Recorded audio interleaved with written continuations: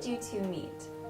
Interesting story. We actually went to elementary school together and were in the same class, I think, in grade 2, 3, Oh my goodness. 4. Yeah.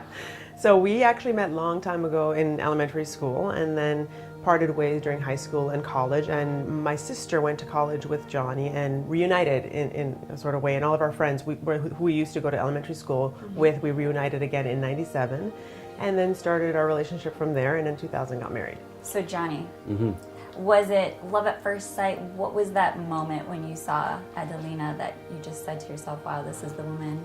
It was spring of '97. Yeah. And where were you? Do you remember that moment? Like I said, with all of our friends, we were, on the weekends, being younger, going out and having a good time, and just, one thing led to another. And What was the proposal like? she always told me that through a dream that she got proposed to at the CN Tower. So it was her birthday, so I made the excuse of going to the CN Tower, the restaurant, for dinner, and I proposed there. Yeah. And what was... It was really nice. I wasn't expecting it because it was just a year into our relationship. Not that that mattered, but I wasn't expecting that night. And then he took me close to the window. We were overlooking Toronto in the evening, and he got down on one knee and he proposed. Yeah, it was really, really nice. And everybody else knew about it except for me. Like, he did the gentlemanly thing and told my parents and told my father and all that stuff. And then that evening proposed to me. And we did. We got married. Purchased our first home together, and then a year after that, we had Adam. So tell me about the first moments that you were pregnant. I mean, this is the first time.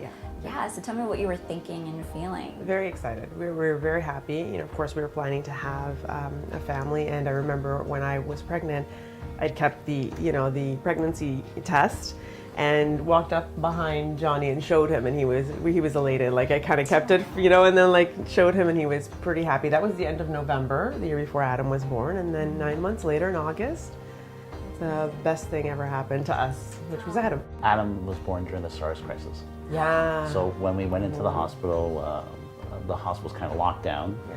And then when we got out, is when they backed off on all the precautions. Yeah. Were you worried about that? Kind of, it's one of the things to think of, right? You're there, but you have to be there. You have no choice. But yeah.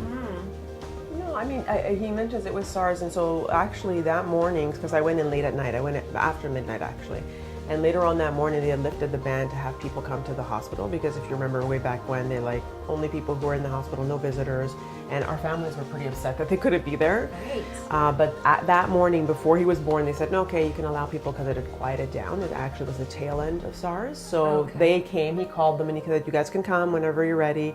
Still not born yet, but come on in. And so my sister came, she was here that summer, and my parents, his mother and father, they all came to visit us. So that was kind of nice, because we were kind of sad that it was just us two. Right. And I guess Adam brought that luck on lifting the ban and okay, you can come and see him. So that was good. When you saw Adam?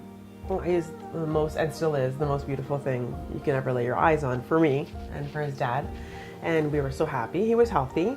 And at the time, because we didn't know, I had a very good pregnancy, didn't have many ultrasounds. I was very healthy, so was Adam. So we weren't expecting the deformities on the hand and foot. I was in the hospital like normal, a couple of days.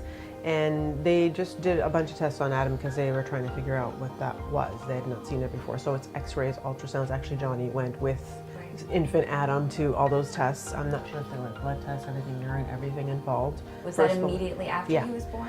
The day after. Yeah, the day after. Okay. Yeah. So they because it didn't seem, other than the fingers and toes, that anything else was amiss. So they washed him, they kept him clean, and that night he did stay with me. Okay. And then the next day they did the testing and started and brought in some specialists and stuff like that. So it was okay. We had our family there. We're very lucky.